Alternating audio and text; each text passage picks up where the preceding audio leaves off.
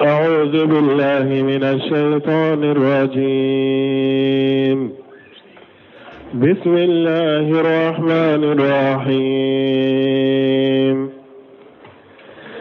إنما كان قول المؤمنين إذا دعوا إلى الله ورسوله ليحكم بينهم أن يقولوا سمعنا وأطعنا وأولئك هم المفلحون. بسم الله الرحمن الرحيم، والصلاة والسلام على نبينا محمد وعلى آله وأصحابه وسلم تسليما كثيرا. سبحانك لا علم لنا إلا ما علمتنا إنك أنت العليم الحكيم. أستغفر الله الذي لا إله إلا هو الحي القيوم وأتوب إليه. اللهم انفعنا بما علمتنا وعلمنا ما ينفعنا وزدنا علما. بيتنا سوية هجرة بكلة أني كمناني أني بيناني أني دورو. شهر الجمادى الأولى ميني هجرة سانكالو دورونا بيسويني وطاني سباناي. ميلادي نصاروكا جاتي با فلاني موغا أني سبا سانكالو تاني كلنا بوشوني ومغاني ولون فلانا دي. مبي داودا مغو مسجد رجاق وامبو كونو. أعوذ بالله من الشيطان الرجيم. إنما كان قول المؤمنين إذا دعوا إلى الله ورسوله ليحكم بينهم أن يقولوا سمعنا وأطعنا. كونوا درسوا جورا آية منون تفسيرك ويمنافقوك الله لا ما كنتم منون تنبي منافقولا على يوفو. ثم أخبر تعالى عن صفة المؤمنين المستجيبين لله ورسوله. منافقوك ما كنتم فولن كفي وكفي على نانان كباريا مؤمنون فنكا ما كنتم مؤمنون منون نوبي على جابي وبتشيدن جابي الذين لا يبغون الدين سوى كتاب الله وسنة رسوله. مؤمنون منو دين ورته أولو ni ala ka kitabu te ani ciiden ka sunna sallallahu alaihi wasallam. ala bena ni mu'minu fana ananan kibariya kulu fana ko fonye. faqala lako innama kana qawla almu'minin. alako mu'minu ka kuma kera de mu'minu ka kuma ulu ka kuma beke jumaye ijadu ila Allah wa rasulihi. ni mu'minu wale kata alama ka mu'minu wale kata cidema kata alama we jumaye ala ka kitabu kata cidema ni cidembe balola nate balola ka sunna. ni mu'minu wale kata nunuma liyahkuma bainahum pour ka kiri tige nu nyogon ceni qur'ana ye ube yu wale kata ciden ka sunna ma pour ka kiri tige nu nyogon ceni ciden ka sunna ye uluka kuma beke munye an yaqulu sami'na wa atana. ubafu ye kuma min fo anyame ewa an tugura ko fanan sonna mu'mini taye ninde ni mu'minu koni we nyogon soso doro ni ko ayina qur'ana lanka kiri tigani qur'ana e awuni nyogonche ube ayina anka kiri tigani nyogonche ni sunden ka sunna e ubafu anyame an tugura ko an sonna ay samu'an wa ta'ata. mu'minu ba fo anyame an tugura ko. ولهذا وصفهم تعالى بالفلاح نند قصو على يوم من كتنين رسول فلاح يجمع وهو النيل المطلوب وسلامة من المرهوب. فلاح يدي ابن مني قصر ابن سر مني ككسامة فلاح قرن نند. ودعت لكم فقال تعالى وأولئك هم المفلحون. ala ko nunun de fala hasro bagay fala he munye ibe minyini ala ka kiye ibe sira minye ala ki kisama taw mu'mini kam man kutu kera nin chogola ni eni mogo ye nyugo soso ko minna nuko a ayata ala ka kitabuma qur'ana kote ciden kote ba fo nyame sunna nuko a ayata kiri tige sunna ma ko ciden ko ne ka sunna e min fon sunna ntugura ko mu'mini en ninde ni mogo kera nin chogola fana ka nyanama yakono ibe min nyina ala ba kiye ibe sira ka juro min ala bi kisama wa qawlu وقال النوى وقوله ومن يطع الله ورسوله وقال النوى ومن يطع الله ورسوله ويخشى الله ويتقه فأولئك هم الفائزون ومن يطع الله ورسوله قال قتادة يطع الله ورسوله فيما أمراه به وترك ما نهياه عنه ومن يطع الله ورسوله نمغ من تغرى ألاكو إتغرى تشودنكو قتادة تقول لنين مونيه ala yi nyamar ni minye yake chire ni nyamar ni minye yake ala yi fatanya kabo mina ya toy chire ni fatanya kabo mina ya toy ninde o manyutillah wa rasulahu ala ne chire kan nyamaruka ituguro ko ala ne chire ni bali mina ya toy wa yaghsha Allah fima mada min junubihi bo ika junubu munun fana temena ibolo israna alanye itubira kabo ulula ويتقي فيما يستقبل أو جنوب منهم بنيسيما إسرنا على نفنا كير كروشي كنا تبي على سوسكونو أو نمو من كيران نشكولا فأولئك هم الفائزون نونم فنا ده نيورس ربعي على في يعني الذين فاجوا بكل خير نونم ده مغوي نو يهرا بسرو وآمنوا من كل شر في الدنيا والآخرة أو وكسرة كهكلي شيء سرو كابو كوجو بما جاء عن الآخرة مغمون كيران نشوف فلنا كتو على كو كتيرنكو نمغو ياك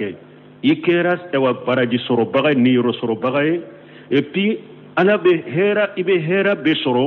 أو إبي كهم مغمي هكلي شيء لندو كابو كوجو ما جاء عن الآخرة Allah tugu ñogono ciiden tugu ñogono koni yitugura ala ko iti uman yutillah wa rasulahu wa yakhsha Allah israna alanye junubu munun temna ibolo itubira kabo urula wa yattaqihi ewa yire koroshi fana ikana tabbi junubu werela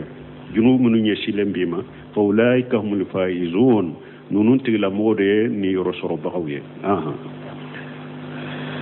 وأقسموا بالله جهد أيمانهم لئن أمرتهم ليخرجن قل لا تقسموا طاعة معروفة إن الله خبير بما تعملون يقول تعالى مخبرا عن أهل النفاق على باب مسمى كرة لندو كان كباريا كبوم منافقون الذين كانوا يحلفون للرسول صلى الله عليه وسلم منافقون منتم بكاليتشيدني على كترنا كشباكا لين أمرتهم بالخروج في القجم لا يخرجون وتم بكالي كو والله تشيدي نيا أنيا مريا كوانكا بوكتا جهد يرولا أمد بوكتا منافقون تم بكالي وقسموا بالله جهد أيمانهم alako munafiqu kalila uka kalili dambela ku yere jija uka kalilila layni amartahum la yakhrujunna ko wallahi ni chide ni ya awnya mariya kanka bokata telerola ambe bokata ubenni foka kalaka alako chide maqul mahmurafu ye la tuqshimu akana kali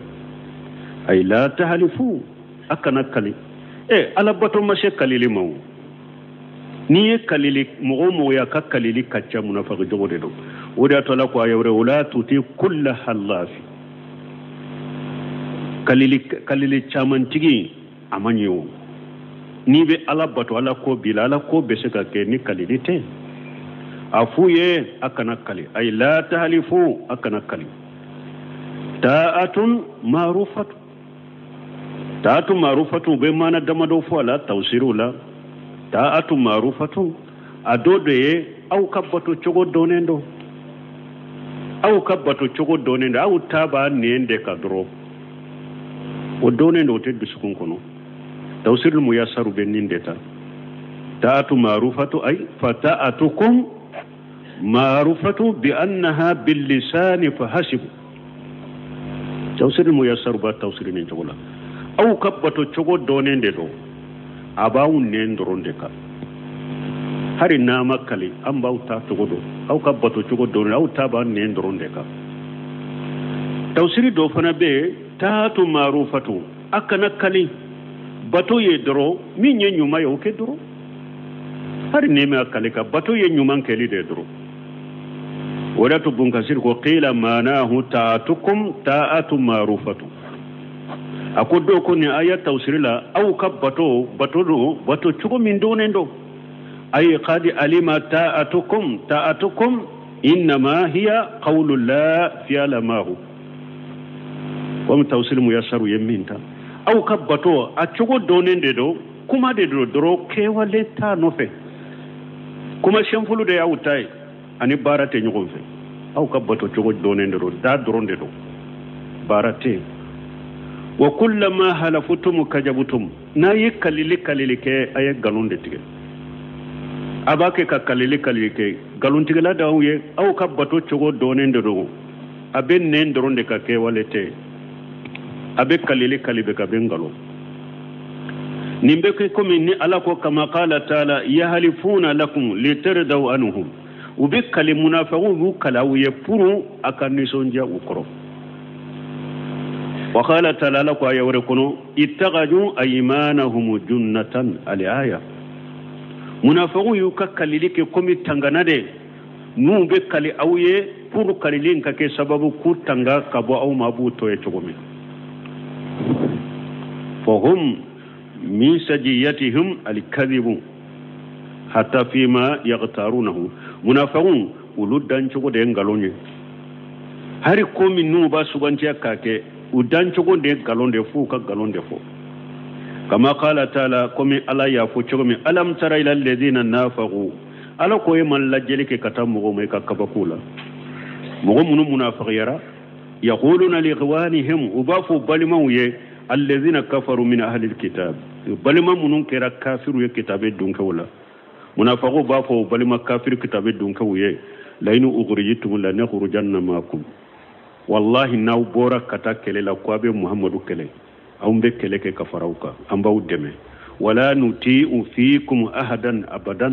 أنت تقوم مغشيكا كماكو أكا كباريا لابدا ni mogo ye kuma fo anye aka kibariya lanta tuwatigi ko an bawde ko wa in qutilitum la nansurannakum aw na yekele ke fana wallahi an bawde me ala yujabala ko wallahu yashhadu innahum lakajibun ala ko ne ala be seriya ko munafiqu fule kan nimmi fo u balima kitabe dunke kafiru ye galon tigala wudero nu balima nunu bora kata kele yor la ute bo no fe nu ye kele ke wutu deme fana be galonde tige layinu khuruju ala ko balima kafiru nunu ma akon naw bora la yakhrujuna ma hum nu balima kafiru nunu bora kitabe dunka bora ko beta kele yor ute bo kafaruka wala in qutilu nu ye kele ke fana la yansurunhum utu deme fana wala in nasaruhum aw harin nu yu deme la yuwalluna li adbara ni kele wusura drobu ko de beboli summa la yunsaruna o ko fe wutu deme tuguni wa qila ni nyemana foloy ni ndona bun kasiri fule ka mana foloy ne fo tawsir la ni nya mana foloy akana kali aw kabbato chogo donendo do nen doronde do kuma doronde do ke walete akakali ni me abaka bengalo ni nye tawsir foloy وقيل المعنى في قوله تاءة معروفة أكدوكم معنى مني تاءة معروفة أي ليكون أمركم تاءة معروفة أي بالمعروف من غير حلف mana fulana au kabato minye nyuma ye doro au yoke doro harina makale nyuma ye minye doro la ko minye doro au ko doro harina makale bila bighairi halfi wala inqisami ay nyuma ko doro harina makale kama yuti'u Allah wa rasulahu almu'minuna bighairi halfin wala inqisami komi mu'minu bake katugo ciden ko chogomi ni ciden minfo ube tugo ciden ko bake utekali kalilita no fe utekali mo afana kata ko yedro ni nyuma min fora dro aka ke hari na makale fakunu antum misluhum aw ayeke komi mu'minu chogo dro mu'minu bake katugo ciden ko chogomi ni kalilite ni ciden ko kamin ke dro bake utekali afana kata ko chogo la dro ni nyuma min fora dro aka ke dro aka nakale donc nin tawsiri fula de be ayayna nin ke chogo fula inna allaha khabiru bima ta'malun ewa ala abe barake ala babedo aba bedo don ke ko difference min be khabiru ni alimu ni nyogonche alimu ala ye doni masade khabiru ala be fembe do hari femmi akonona hari fem konona ala babedo ala be fem konona do min be fem no fembe min ba kono ala bado khabiru yo ode khabiru bima ta'malun ay huwa khabiru bikum wa biman yuti'u mimman ya'ash awa ala bawdo mu'minu aw munafiqula munum be awla nube ala bato munum be awla munum be ala quta ala bubo ko ala budo ka bonyo ko nade fal halfu wajhar ta'ati wal batin bi khilafihi me hada made fal halfu fal hilfu hada maden kakkani ikakkali wajharu ta'ati anika bato do bila keneka wal batin bi khilafihi donc ikasoro ikonuna to chogola ha wayna rajala al makhluq harnu nyagambira damfe mbolo damfe mido fal qaliqu ta'ala ya musirra wa aqfa me masami nyedali masai gundo ani min dogolendo abodo la yurabiju alayhi shay'un min tadlis mo shika jamfanna kan nyagambe ote nyagambe la polo ote nyagambe ala polo bal huwa khabiru bidama'iri ibadihi wa in ajharu khilafaha awa ala de ba ka jon min dogo lembi dusukun kono ala de ala ka jon u dusukun kono na min dogo lembe ala bodo har nu yo tanabange min bi kono ala bodo hari ni yo tanabange keneka min bi kono ala bodo ثم قال تعالى وكفي علىكم مسامين كرتان قل أطيعوا الله وكلنا قل أطيعوا الله وأطيعوا الرسول فإن تولوا فإنما عليه ما حمل وعليكم ما حملتم وإن تطيعوه تهتدوا وما على الرسول إلا البلاغ المبين ثم قال تعالى وكف لكم مسامين كرتالندو قل أطيعوا الله وأطيعوا الرسول ما مرفوه أيتوا على وقتوا على أجيدنكم أي تبعوا كتاب الله وسنة رسوله أي ألك كتاب بطو أني جيدنك سنة bal harbi jamana na fo ko sunna ko kwanka no fo sanka fo nye silama yesa tawsiru falen do sunna foli de la nonu depuis hijra sa sanke me wolo fula mo de fuleni ni sunna ko be fuka kitabula kitabu dilala sunna kare sarahu sunna ha li barbahari obe sarahu sunna li bagawi obe abeta jiju konontola bagawi tabe sarahu sunna السنة للألكاي السنة للإمام ابن أحمد كتابو دبي غالي نو وتو دالم بسنة يرلا من مغو كسرو وبو دامبي كتا كلامما كان سنة فولي يركو كاكي جمانا كون هاري نيغون دالا جي يرو لو تسكا فو القرآن والسنة وقرآن نانكال لا دا نيمو قرآن نانكا تابلو كرو nimbe hadamaden jenyini ne hadamaden sira o sunna ko ban fara awa hada made ni ba fe ka sara yomul qiyamah do tugu ciiden ka sunna ko de alqur'ana ni sunna de fora moye qur'ana ni sunna ni la da nyuma mafum wasiye qur'ana ni sunna nan ka kokoro uma fo qur'ana ni an ka kokoro qur'ana ni an ka la da nyuma o mafum wasiye alqur'anu wa sunna o de fora won ka sir fule ko de foya ay ittabi'u kitaballahi wa sunnata rasulih ayatu alaka kitabu ko ani ci alaka ciden ka sunna ana ka ciden ka sunna fa in tawallaw ay tatawallaw anhu wa taraku ma ja'akum bihi min nuyu kodi muhammadu ini min nanuma nuyu kodi oma uyo toy fa inna ma ni muhammadu ni min nanuma cinya min nanuma qur'ana min forawe ciden yi sunna min ni cinya min nanuma naya kodi oma ko toy nuyo ke fa inna ma alayhi ma humila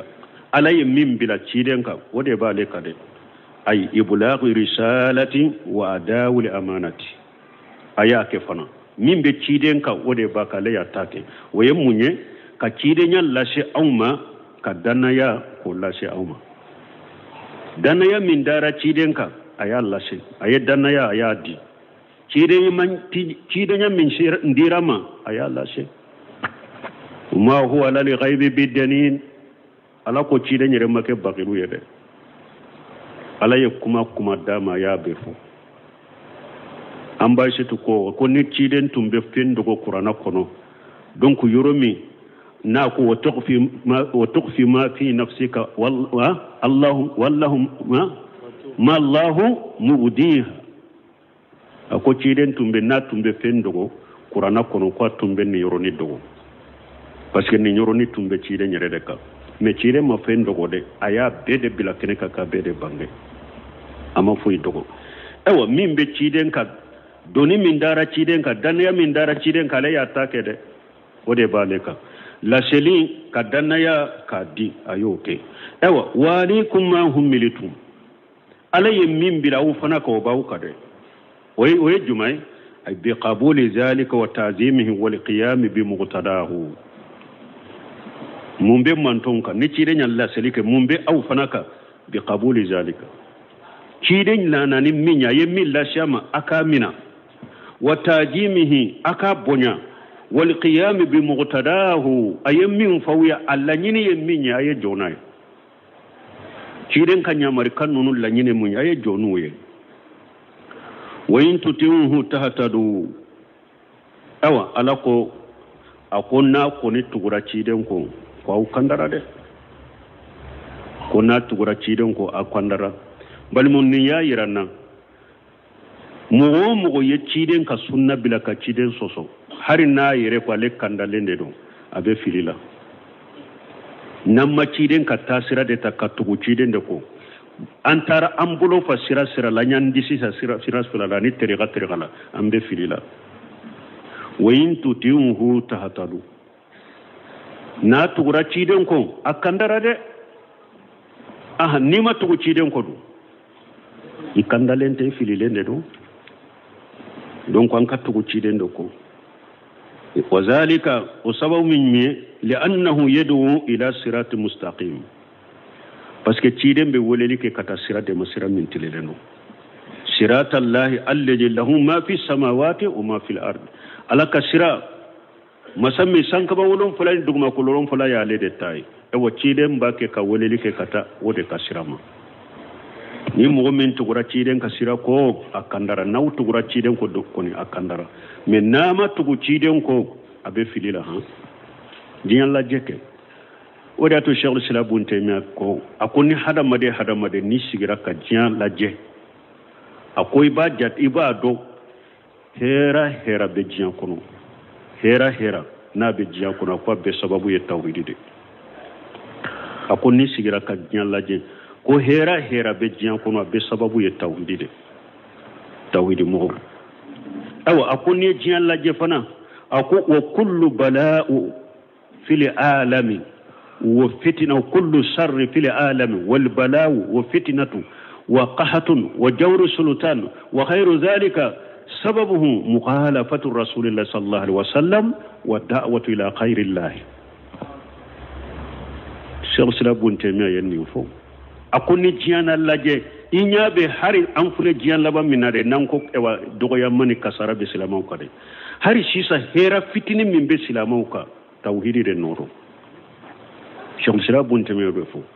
هيرا فتنة من بهذا ما دون كجيان كنو توحيد تغير النورا ني توحيد النور أو أكو جيان كنو kojugu be jiyan kono balaw be jiyan kono fitina be jiyan kono sanji dese be jiyan kono kam masakun lasu ku bila silamaw la ube ku bila jamana dawna anuna nyogona fengo fembe jiyan kono ko sababuhu mukhalafatu rasulillah sallallahu alaihi wasallam wa da'watu ila khairillah akwa sababu ye munye tiden sosole ani mogo be nyogon wole minna kata ala tana bato minna ode balaw be jiyan kono bebi ka jamana do fitina balaw banka jamana nun kono bebi ka jamana do sababu te fe ngorede ciden sosoli ani mo be nyogon wole ma kata ala tana bato minna mana bidiya ni shirku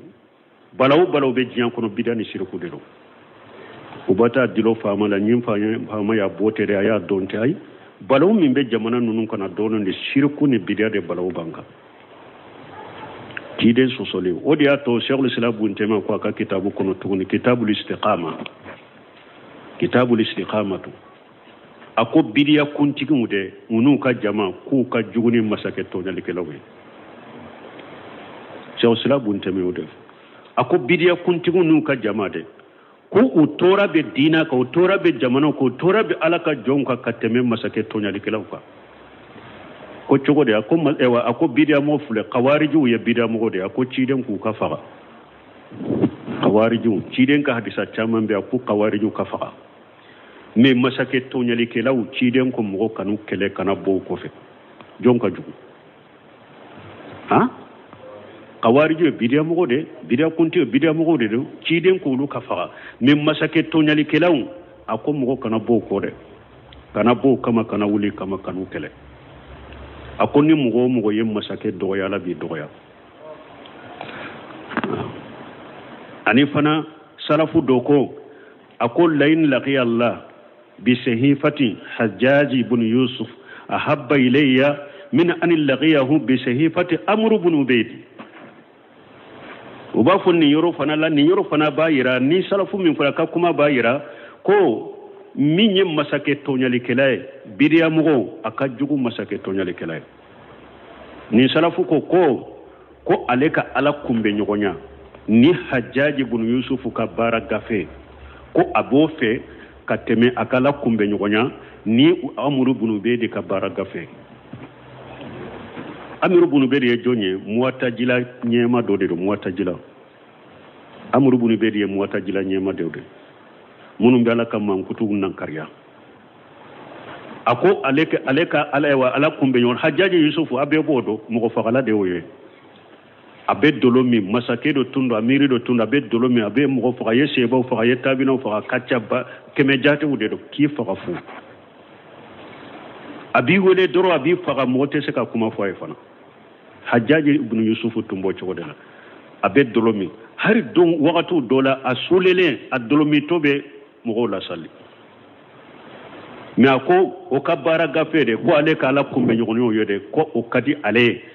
katema ka ala kumbe nyogonya ni Amru bunu be de kabara gafe parce que ale bidia mo gode donc ni nya irana ni masake kera to nyali kera chogo ha akausa bidia mo yede akausa bidia kuntigi nunu ya akausa tabuti kuntigu nunu ya me jamana en fona tanke dina ma famu lu tara wota uti kuntigu ano bida kuntigu re fara nyogon ka kulu me masake to nyale kala kele famu be mi doni be mi ni ya fo ba fo ko be la goshi nunu nye kuma jele wunde nube doni ka ka kitabu kono ni mugo mi matugu chiden ko kandara mugo fili bante be to de ta ko ebe ko masake kera to ko be kele ale yere tugulente chiden ko yere fo wo intu tinhu tahatadu na ba fa ka kanda ye tugu chiden ko mugo matugu chiden ko ima kanda ifilinde ibe fili bante ala aha wama ala rasul alako aya do kono ma ala rasul illa al balagh mubin wala aya laba alako foyte cidenka nilla selite la selimin bangalle ndo ayo ke fana ni cide nya ka cide nya la se ode be aleka aleta banna mumbe auka aka mina aka barake nay mimma mina ma barake nay ko la gara ala na nyana boye anyana boli ye munye yawma yunadihim fa yaqulu ma jaa ajabutumul mursalin jabul labbe ko ye baraw la shire ma koy ni ma sa ciden taka ye baraw la shire ma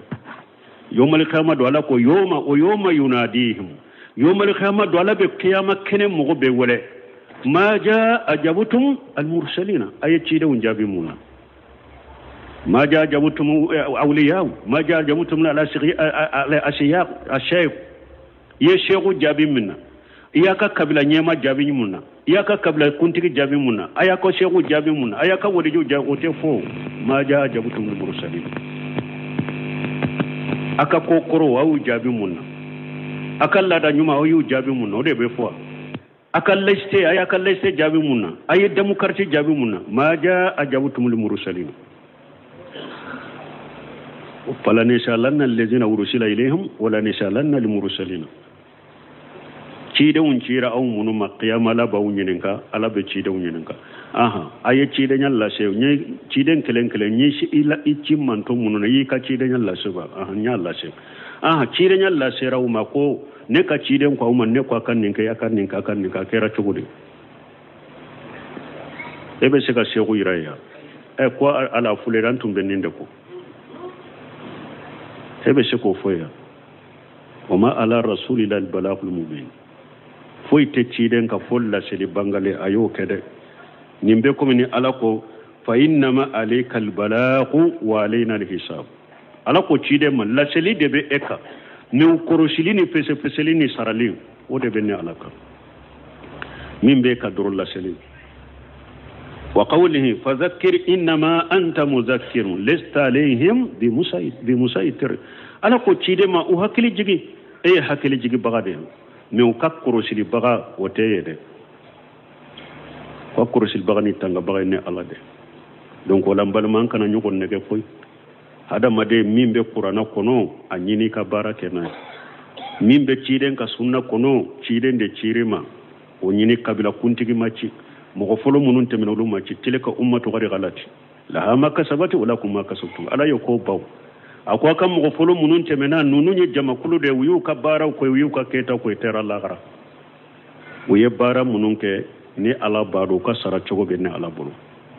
aw fana naye min fa ye min ka be saraw de la anoro len te nyugon nakoy anoro len to nyugon nade aw kam mo munun temena la te aw nyinin ka ulula ala ba aw nyinin ka minna alquran wa sunna ala ba aw nyinin ka ninde la de awa ya jija kanya ka sabe ka sheikh ibn al-Uthaymeen rahimahullah bo ni ni fo an kam mo folo tumbe chogo mi akano ka ye chinya ta do ba fo sa fi an kam mo folo tunye kafiru de wa mushriku do wa ube jahannaba de wa do yebbu seminu nyinin ka rahimahullah ko to jamana wore law ya wole ube mukhalafatu mununa jamana kono la da mununu teriga mununa nute ciiden ka siraka ko kam mo folo tumbaka ako auko bila ka alata ta ka ciiden tata uko an kam mo folo do yo ako mbe min fa ya kam mo folo sara minka au kana sauka au kam go folo sara min ka au kana sauka au ka sansa ka la tata ka ciden tata ka sauka akana saka mo folo taka ulu tarok temena kaba ulu sara min ka au kana sauka la ka klimanda mambalmo donc waye cinya ni de aka cinya ta dro cinya be yoromi am ka mo folo yen ninde fo mo folo tumbe ninde ke e mbal ma haran ka jianya na ma yafule mo ko folo tumbe kuma chama fo be ke wala chama ke en ka jianya na mala mo bila fo bila la uté fo yerew har ni mo mi ñoo fo ko anko o ke ci so ba fu ko e fature be tarani kanan sabi ko o jiya dina fana bo ode ni alhamdulillah ala ya allah tanye ka jiya bila ñogona mo ko folo la ni be ta hiji yere ibe sarade nana ube ntena ni tara hiji yoro la sambe yele ma etena jiya ma bila ñogona mais si alhamdulillah doni be ta makami mufti be makami nan kono na fil hari folo no ba fa yele trici kata makka sisa ebe mugando e ka telefoni la ebe doni ke ba do wele makka ni masale mu ya ba fuye aba fuye ki jabi ibe ta yoro do jiya fantanani ni au sansera jiya ko la taranye munna ni dina fana tanye na nan tota kwa ban sage ko ayi sage kata kokoroma ni dina ko nana labato ko nana dina ko de bafu ko kokoro me finwo fenye jiya ko de ute kokoro tawla ubeta nyefe dola donc me kuma beke kata hakili maudema aye bo bolode terega kuntigi nunun ko ni te bida kuntigi nunu ulu ya au ka foro de uba umuga ube balona uyede ulu te fenye ute femme ubadu bengalondela ulu bado ku bengalondela koy me ulu buka jiya nyini de la kununu ka demba ya balona uye kuma beke aude aka hakili soro aka na sauno fede ayesa ala taka kasa chiden ka sunna ka yode nyini de ne fatum ben ni da ne ma folo ikam mo folo sara min kan yala tate chiden tate kana saka ale tabani ala chelara aun tafo kafiran tafo be jannaba ko tilka ummatu qad ghalati la ma kasabati wala kuma kasabtum e musa yero yodo fo firawna yo ako fama balu al qurun al ula ako firawna ala ko ni mo mo nana ale alama iye tinyali kala ko be do jannaba ko no de aw bella hala min nabi kafiriya min ni saraka bita jannaba de ako musa ma fama balu al qurun al ula kan kam mo jama fulu munun temena do neni ka jama tumbe min ko tumbo de kade ubana be tasuma de kono musa ko cugori ilmuha inda rabbi fil kitabi la yadillu rabbi wala yansa ako inni kantudu maw jama fulu min temena neni enye ulu ka bara doni be ala bolo ka baro sebelembe ala bolo lahul mafudula ala te fili ala te nyina ulu sara cogo be ala bolo ne kante ulu mo ne kambe neni edema kana sanninka aw fana be mun fo o yode min ma fa tumbe muri ganaya de la tumbe sebende sebe wa tumbe flanka fo ya bara ni bida bara mun na ale saraka e kana sakare tugu ciden ko ikandara ni ma tugu ciden ko te foila ni filite kana sa fili kade وعد الله الذين آمنوا منكم وعملوا الصالحات ليستخلفنهم في الأرض كما استخلف الذين من قبلهم وليمكنن لهم دينهم الذي ارتضى لهم وليبدلنهم من بعد خوفهم أمنا يعبدونني لا يشركون بي شيئا ومن كفر بعد ذلك فأولئك هم الفاسقون. هذا وعد من الله تعالى لرسوله ni Allah kande ni ala ya fo aka cidenye kallahi du inta ka cidenye balmo ambora tawhid ko mina mo folo mununye dugu koromara bunka sir bena akuma uka ukalla halaw dokaw dugu kolo mo folo ye dugu koromara ni munye balmo tawhidi ani katugu ciden ko ha o doronde be fangadi mo makoy ako haja wadu min Allah ta'ala li rasulihi salawatullahi wa salamu alayhi konni nyallahi dunye kabo ala fe masamin koro talendo na yallahi dun ta ka cidenye alaka tanu anaka kishi wa baka cidenga bi annahu sayajalu ummatahu khulafa al-ard ay a'immata wal ulata alaihim alayillahi ruta cidenye ko abe ciden kan mantun ko abu ke dugu kolon nona bilawe ko abe ciden kan mantun de ke dugu kolon nyema wuye ani dugu kolon kan masake ubeke ulude be bisi dugu kolon dunko ka koma ko ka ko nyana bo wa bihum tasluhu albiladun wa taqdaw lahum alibad awa ko ciden kan mantun ko dugu kolon dugu be nyani ulude jom bebe yere majigo ulude kato kamara koro wala yubaddilannahum min ba'di khawfihim minan nasi amnan wa hukuma fihim awa ko ciden kan manton ko silamiya kun folo siranya min tumbu bolo no be sira u ka jugunye ko alabe o siranya yele makka ke hakili shige ko ulu de be ke kiri tige bagaye dugu kolo dunke mugauka ciden kan manton koni bunga siko chogodi ako wa qad fa'alahu tabaraka wa ta'ala wa lahu alhamdu wal minnatu akwalo yo ke fana masami hera kacha akoro talendo ayoke tanuba e fonnan shirabai fa innahu sallallahu alaihi wasallam cide kisin alaka tanuna kishibaka lam yamut hatta fataha Allah alaihi makkatan wa khaybara wal bahrain wa sha'ir jajrat al arab wa arad al yaman bi kamaliha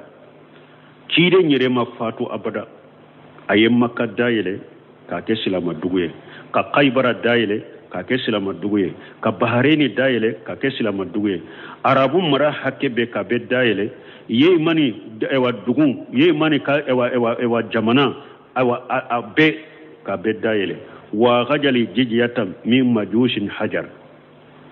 hajari waye dugu dode o majushiyan ayenni songo minula o min bari atrafi sal ani sami faundo ani sami kaw faundo cide ñu mara kan ni songo minula wa hadahu hirqal malik rum hirqal urumi masake sirana cide ñu wa sahibu misra ani misra yawa tigi wa skandariya wal muqawqis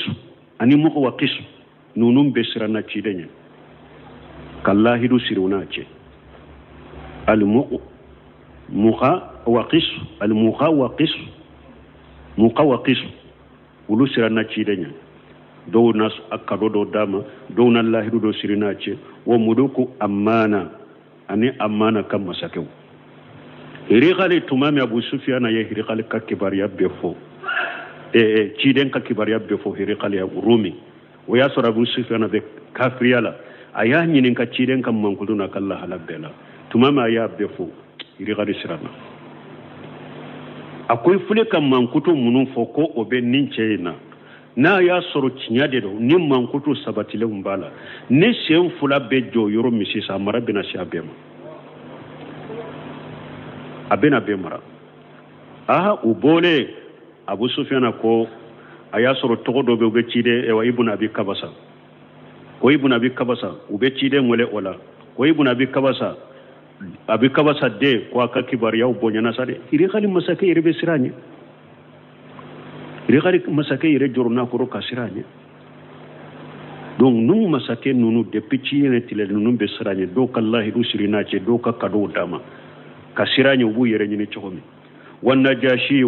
malikul habasat alladhi tamallaka bada ashamata aw anin najashi habasa kam masake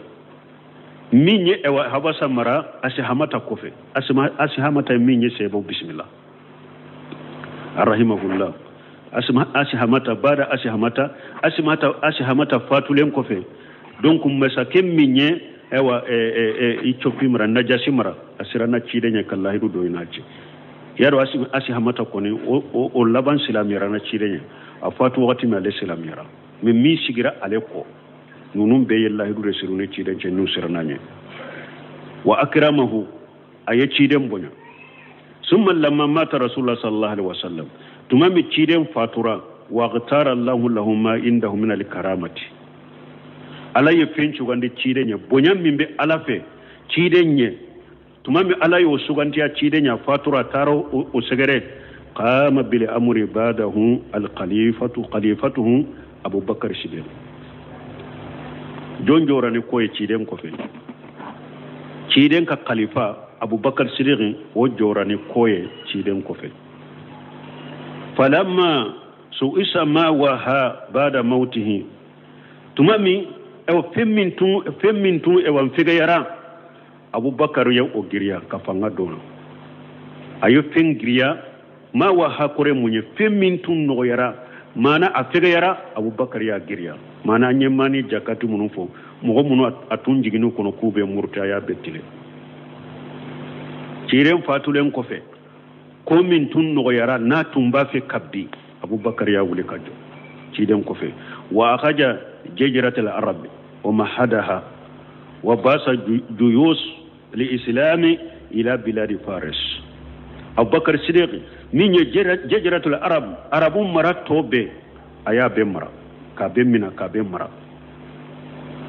ka kakkele bolowci kata farashi ka duguma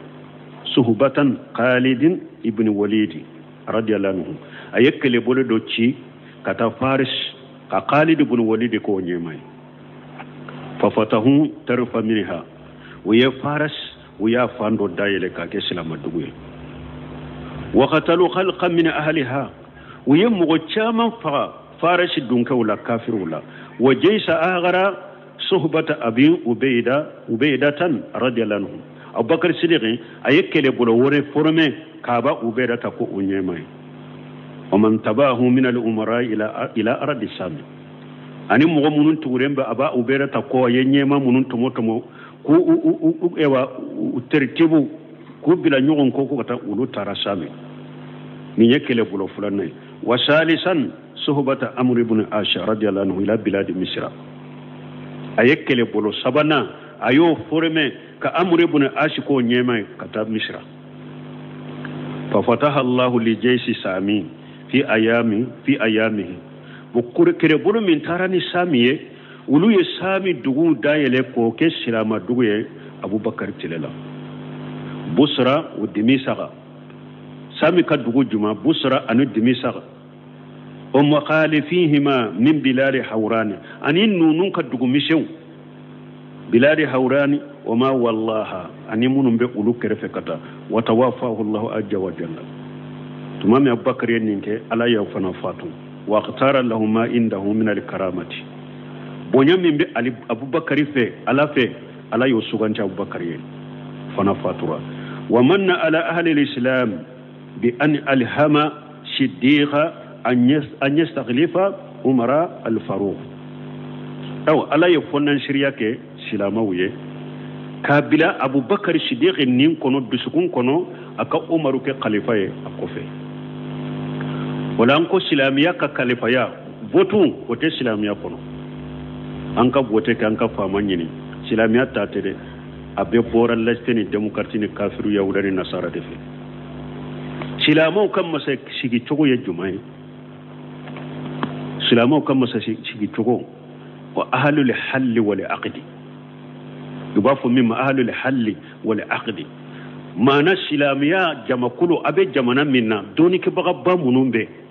نيما منومبي قبل كنتي منومبي ني حكيلي مودو دوني كبغو ني حكيلي مو وبافو نيدو أهل الحل والعقد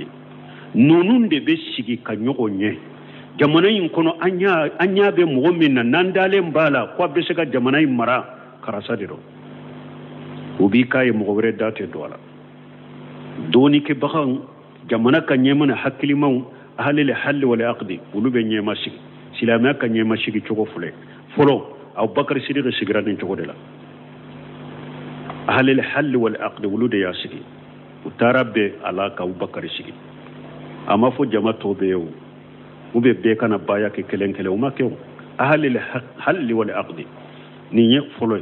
silamiya kam masake chigi chogo fulana min ni an kam masake asato na ye woshi yake uba fo mimma wolile ahadi ni nete karasa nye karasake masake nkofe silamiya kam masake be soruni ni ode fule saudia no ba fo wolile ahadi donc e bolo ye min tugu yere la e yere nyana mo yakono ni tabe ko nyana bo ne fatura doro ode be sigi silamiya tade de na bu bolode ba fo de ma wolile ahadi abubakar ye umaru sigi wo chogo de la umaru sigi chogo kera ode abubakar siddiq de ko ni ale fatura ko fe uka umaru sigi akofe donc ewa al majlis sura ahli al hal wal aqdi o fana ode umaru ka sigi chogo kera oye umaru fana tumami umaru be fatu afana yeda mammo kere ya me ayem mo woro tomo cide nyem mo tammi na ku be do arjanna kono umaru fatule o mo ta mo wore de torale ko fe bo aye ko di o mo woro de ma o ko o mo woro ima mfatule ko fe au kata nyogo nye na benna mo minna ako ke silama nyemay o mo woro de tara nyogo nyo benna usmana ka usmana fana sigira ni jogola donc aye wa ahli al-hal wal aqd ado wali ahadi ha o una sigi bo asabana beke munye ali inqilab ala kan kisama ni masake be ni mugo minye kude tanke anana masake kele ka boye asigira akera president ye boya do ko karasa sigira ambe to fana ko ambe to ko hari na ya soro aya asoro ni bamurde ka fama kele ka boye fama kele te bede ako famude ni mugo min wulela ye fama kele asera ka faga ka boye ale sigira ambe to ko Abdul Malik ibn Marwan fana takira wo chogo da al inqilab silama sariya ba jate Nawawi ba fo Ibn Hajar ba fo ahli sunna wal jamaa ka aqida do Ahmad ibn Hanbali ba fo ahli sunna wal jamaa ka aqida do ni mugo min ye kude take masake min be kana faga ka boya sigira ahli sunna wal jamaa ba jate nyemaye ube to akofe akanyema ya sariya nyema ya de ube to akofe silama kanyema ya benani nonunde wala me wotu muso che hakilimani hakilinta fato fashiri mogo tilele abeka kambo nu ewa mogo min kam mogo chayara ka umbesa hada made umbesa ni woriye ninte silamiata silamia su chogo fule donc adode fule nyenye Abubakar Siddiq tumama be fato kuka Umaru ke khalifa ale kofe faqama bil amri ba'dahu qiyaman tamma Umaru fana a jorani koynye Abubakar kofe joli dafale lam yudrika al fuluka bada li anbiya ala mislihi fuluka batoma anyogona ke mana ni ba fo ewa do bamunaka ha al fuluka bada li anbiya mana nabi nyuma kofe ka joyoro nabi nyuma temenen kofe mogoma ka joyoro nyogona me fi quwwati shiratihi wa kamali adlihi donc akatabolo akamara li chogo fanga tumbe chogo mi ana katilenya nabi nyimo ta ko fe mogo ma nyoko nayo balmo komi ngati seraya bo koy nanko anka tuwa no fe ka tele damute sorala damutala parce que mba fe ka tele chogo mi damutala balmo nunu nanye nunu ka tabolo do borani sira munu ambora nuye silamiya be fanga soro atilene do ye munyenka misali ya fosani dresure kana aba Musa le asari aya ake khalifa yoro dola Umar ibn Khattab aba Musa le asari le tunye gouverneur bay yorola gouverneur yorola baitul mali amma ko sera yurwalima yahudiya do de kasobe dube aba Musa le asari ko yahudiya ma akoy kaddu baitul mali sherama amma ko bala ka ke baitul mali me ikadu wori ye minye ube dima ube ambe yoro wore dima ebe yele mai e kadu be ke baitul mali akwa le kadu te kai aba Musa le asari ko ayi ako wori de be dima ube be yoro wore de dima sila me ade mako sera nimma e sagotola ma boshila na tundara ne mba boshila ka ke baitul mali wordu be mbolo me muke nku abesa yibolode ka wori dima be ke ba akonteso atekai aba Musa le asare ko wanyami ni la be kai drome kelente dima Umar ibn Khattab minye ewa yahudenya makuma ba Musa la sarefi aya akayele nan kan fenta nana Umaru segere Madina aya choko fo Umaru ye ko ale kaddu aba Musa la sariya bo salema ko abake baitul mali Umaru ko Umaru ye letri sebe kata akota ikani ndi aba Musa la sarima Umaru ya seba kuna ko aba Musa la sarima kaddu sagama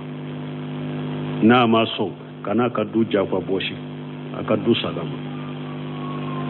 yahudiya intado min be letri ko Umaru ye letri tampo kata ana tara ya di Abu Musa al-Ash'ari Abu Musa al-Ash'ari ya kala ulu nyema boto de ba awa ko amirul mu'mina kun ki ka du sagima ikaddu ta ikaddu bi bolo akon ha ayore ke akore akwa shahadu an la ilaha illallah wa anna muhammadar rasulullah ayeddu ke baitul mali nunu ye silamiya wali ke ni chogoda tilenya uye mugo do silamiya la ni chogoda lambali mo alaka hakki man dama subhanakallahumma rabbana bihamdika ashhadu an la ilaha illa anta astaghfiruka wa atubu ilayk